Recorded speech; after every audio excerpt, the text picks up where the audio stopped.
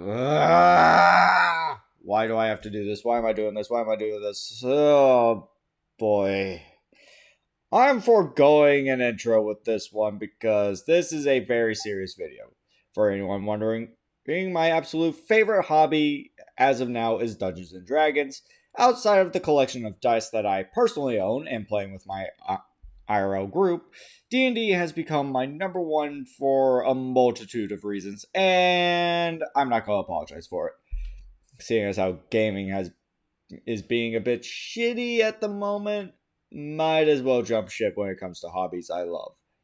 And now to ruin the tone of the video, I'm gonna gatekeep this fucking hobby.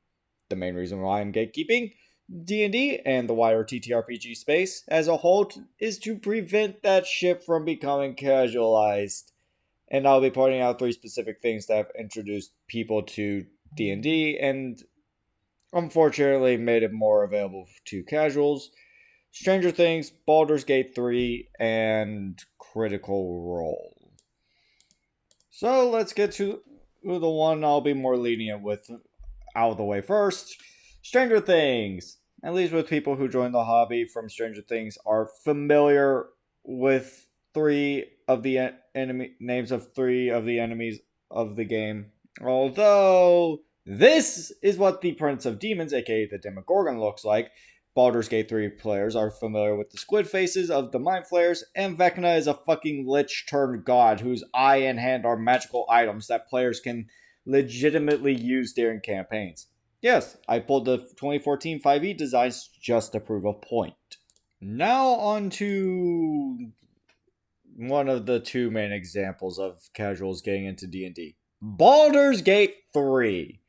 Now, players of BG3 would be familiar with some of the designs of creatures in D&D, on top of the rules of 2014 5e and certain locations along the Sword Coast, especially Baldur's Gate itself.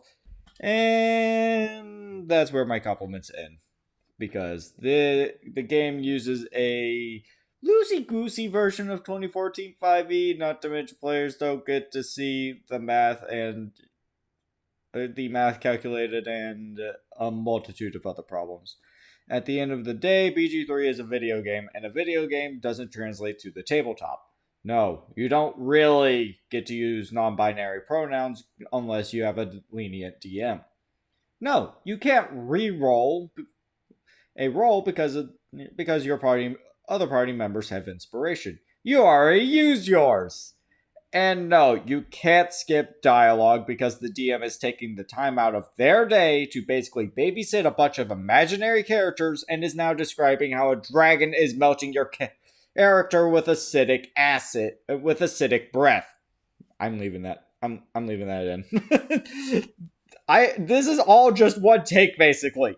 I'm leaving this shit in. Anyway, BG3 players that join D&D are either interested in the hobby or they are entitled pieces of shit that because they played a game based off of a funny tabletop dice game.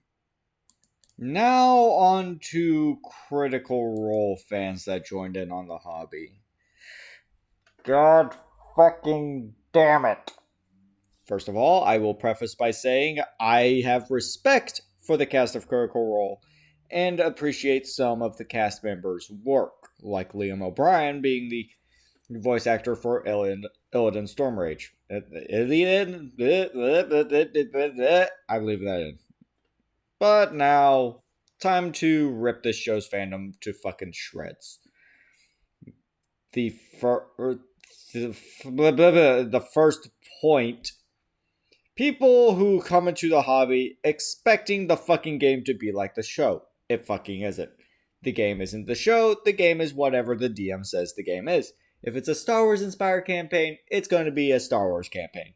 If it's inspired by Lord of the Rings, it'll be Lord of the Rings with more extra steps. Keep your expectations low and hope for the fucking best. Now for the second group of Critical Role players. Players who try to rip off characters from the show. Jesus Christ, I have some vitriol in this script.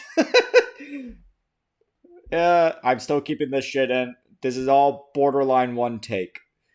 Anyway, As much as everyone in this hobby is guilty of ripping bits and pieces as inspiration for characters and campaigns, we don't directly rip off characters. Seriously, I'm guilty of the whole taking inspiration thing. Seriously, don't copy mannerisms of characters from Critical Role, and do not try to blatantly play the exact same character as from a Critical Role campaign with none of the charm as the cast members have.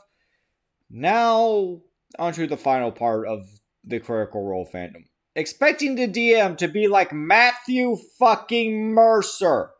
Every DM is unique, from D&D's James Russell to nope. I fucking goddamn it. I was gonna actually read the name. God fucking damn it. I'm still leaving this in, but yeah, from D&D's James Russell to fucking whoever's the DM for Dark Dice, which is a horror D&D podcast. Every DM, to even yours truly, with my own group, if you ever come from the Critical Role community expect a DM to be Matt Mercer, get the fuck out of my hobby. Because every DM is unique. Every DM has their own playstyle, has their own rules, etc., etc. And go back to being a fanboy / fangirl of Matt Mercer's DMing. Anyway, with that being said, video over! I hope this is the only time I actually do this kind of video. But if y'all want to hear me rant and rave about Critical Role ruining Dungeons and Dragons and expectations, well, I don't know. I honestly don't know why y'all would want that. Anyway, I genuinely do hope this is the last time I make this kind of video, and I'll be seeing y'all next time. Au revoir.